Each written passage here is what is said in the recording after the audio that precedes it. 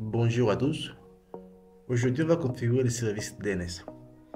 DNS est un service qui pose beaucoup de problèmes. Beaucoup de gens rencontrent un problème avec ce service-là. Parce que c'est un service très important. Tous les services qui vont venir après dépendent de ce service-là. Par exemple, la messagerie, les services web, et tout généralement dépend de ce service-là. C'est-à-dire que si on a un problème avec les serveurs DNS, on a aussi des problèmes avec tous les autres services qui vont venir après. Donc, on va essayer de bien gérer la configuration du service. Donc, premièrement, on va installer les paquets. On peut vérifier si le paquet est installé avec la commande rpm, et on recherche le paquet bin. Et on voit qu'on n'a pas un résultat, ça veut dire que le paquet n'est pas installé. Donc, on va l'installer. On fait la commande dlf, y pour accepter, valider en même temps. On va installer le service bin et bin outil.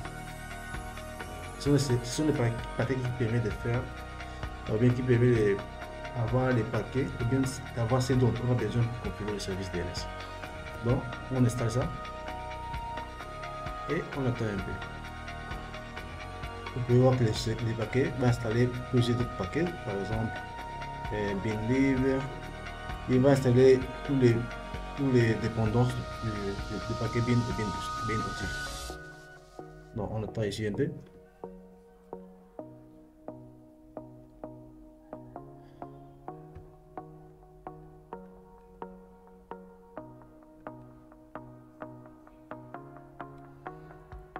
En fait, si vous travaillez avec cette interface-là, si vous voulez, vous pouvez mettre le thème en clair. Moi, je préfère avec le thème noir, mais si vous voulez, vous pouvez le faire avec le thème clair, quoi. Mais ça dépend de vous. Moi, je préfère le thème noir.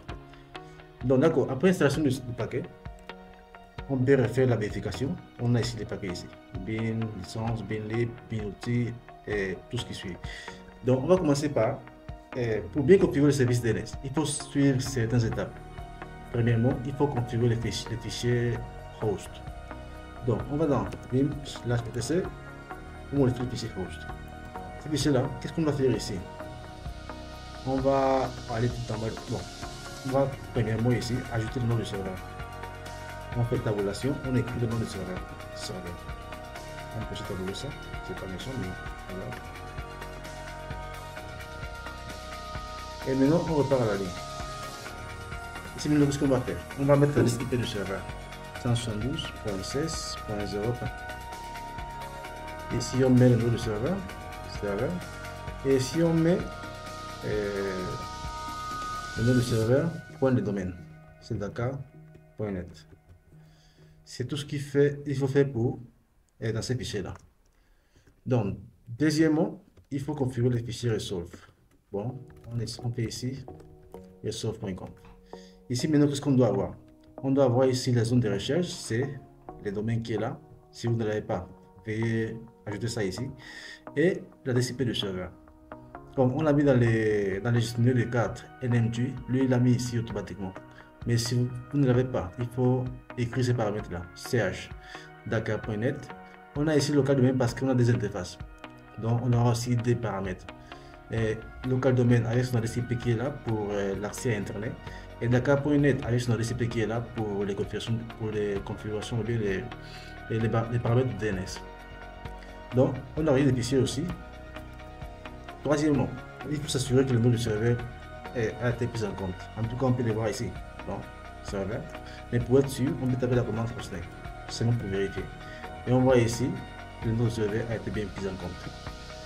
Après, il faut maintenant configurer les fichiers généraux. Donc, on va dans le. On fait vim/etc et on modifie le fichier named.com.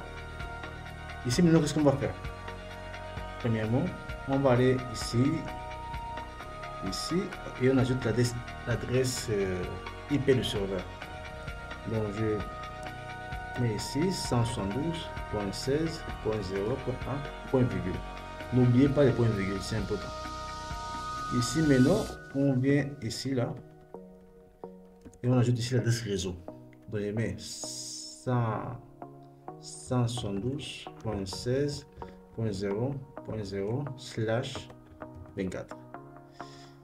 Qu'est-ce qu'il faut faire maintenant? Il faut aller tout en bas du fichier, ici, et il faut créer les zones. Donc, c'est les zones qu'on va mettre ici en bas. Donc, on vient ici, on écrit zone. C'est dakar.net, c'est le domaine. Et ici, maintenant, on va mettre in. Bien sûr que ce paramètre n'est pas très important, mais on va le mettre quand même. Ici, maintenant, qu'est-ce qu'on va faire? On va écrire type master. Le type, c'est master. Et les fichiers, file, on va appeler les fichiers direct. Point virgule, n'oublie pas point virgule. Et si on met aussi point virgule ici. Donc la zone inverse, on peut mettre des commentaires ici aussi. On ne sait pas bien. Zone, ici c'est l'adresse IP inversée. Les trois premières unités inversées. C'est 0.16.112.in-addr.alpha. Ici, une. Point virgule ici, pour ne pas oublier. On met le type, c'est master aussi. Et les fichiers on appelle inverse. Veuillez ne pas oublier ces noms-là. Les fichiers qu'on va créer, ils doivent s'appeler direct et inverse. Donc, voici les zones qu'on vient de déclarer. Il faut maintenant aller dans les répertoires pour créer les zones. Dans les répertoires, pour créer les zones, oui. Après, maintenant d'avoir défini les zones, on peut enregistrer les fichiers là. Et on va maintenant dans le répertoire /var/namet. Ici maintenant, si on fait ls, on voit certains fichiers ici. On a ici les fichiers namet.mt et les fichiers namet.local. On peut se servir de ces fichiers qui sont là pour créer les zones. Mais on va utiliser les fichiers namet.local. Localhost plutôt. Si je fais 4 namet.localhost, ce sont les paramètres dont on a besoin pour créer les zones. Donc, on va faire cp namet.localhost et on crée la zone Y. On modifie maintenant le fichier. Et ici, qu'est-ce qu'on va mettre? Ici, là, on a arrobas ici. On va écrire les noms du serveur, point le domaine, dakar.net. Point à la fin, n'oubliez pas. Ici, rname, c'est les routes. Et ici, on met la même chose, c'est serveur.dakar.net. Et point à la fin, n'oubliez pas. Ici maintenant, ici on fait la même chose, ce qu'on a mis ici. La même chose, on fait serveur.dakar.net. Ici l'adresse IP du serveur 172.16.0.1. Ici aussi l'adresse IP du serveur. Non, ici aussi ce qu'on a mis ici. Serveur dakar.net. Ici maintenant, comme c'est la zone directe, on va mettre l'enregistrement type CNAME. Et ici, on met l'alias qu'on va créer, 3W. Et ici, on met le nom du serveur. Et c'est tout ce qu'il faut pour la zone directe. On va maintenant créer la zone inverse. Bon, on enregistre ça. Et on va se servir de fichier direct. Donc, on fait cp direct et on crée la zone inverse. On modifie aussi les fichiers là. Et tout ce qu'on va changer ici, c'est ici les dernières entrées de l'adresse IP, c'était 1. Les dernières entrées de l'adresse IP, c'était 1. Ici, le pointer, c'est PPF. Et c'est tout ce qu'il faut pour la zone inverse. Et c'est bon. On peut vérifier les configurations avec la commande namet.check.conf. On donne les fichiers namet/etc namet.conf. Et vous voyez, on a un problème ici à la ligne 19. Il fallait mettre point virgule, on n'a pas mis ça. Donc on repart dans les fichiers namet.conf/etc namet.conf. À la ligne 19, on a dit 7. On part à la ligne 19. Et on va ici. Évidemment, comme je l'avais dit ici en haut, il faut mettre toujours des points virgules. Mais ici, on n'a pas mis. On met ici, point virgule ici. Donc, c'est bon. On peut maintenant enregistrer et on refait les tests. Vous voyez que maintenant, il n'y a pas de problème. On peut aussi vérifier les zones. Donc, on fait namet check zone. On donne le domaine, dakar.net. Et les fichiers zone. Direct, il n'y a pas de problème parce qu'on va ici, OK. On fait le même pour la zone inverse. Et OK, il n'y a pas d'erreur. Toutes ces trois vérifications, on peut les faire avec une seule commande. Si on tape namet-checkconf -z, vous verrez ici que tout est OK. Ça, c'est la zone inverse, la zone directe. Ça, c'est la zone inverse, oui. En tout cas, si vous voyez ici tout ce qui est là, ça veut dire que les confessions sont bonnes. Mais si vous êtes plus à l'aise avec namet.checkconf, checkzone, ça dépend de vous. Mais en tout cas, cette commande permet de vérifier les trois fichiers de configuration. Namet.conf, les zones, la zone directe, la zone inverse. Là maintenant, comme on a déjà configuré ou bien créé les fichiers zones, on peut faire ici ls.l. C'est très important ça. Regardez ici les fichiers, tous les fichiers qui sont là. Tous les fichiers appartiennent au groupe namet. Par contre, les fichiers qu'on a créés appartiennent au groupe root. Donc, il faut aussi modifier ces paramètres-là.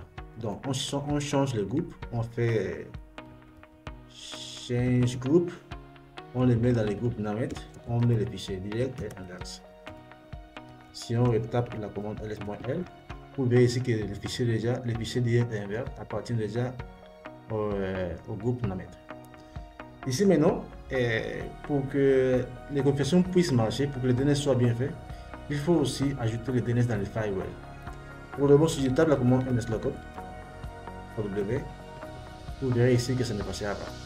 Parce qu'il faut aussi ajouter les DNS dans les firewalls. On va attendre un peu. Bon, je vais prendre ici. Si je tape nslookup, ça ne passe pas.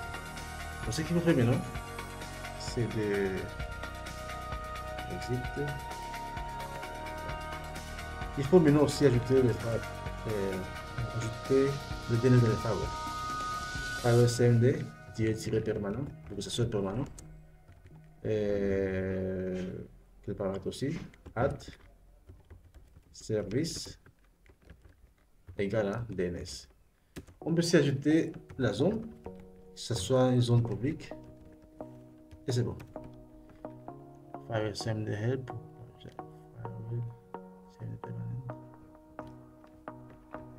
Firewall cmd permanent. D'accord. Bon, on va regarder ça. La zone.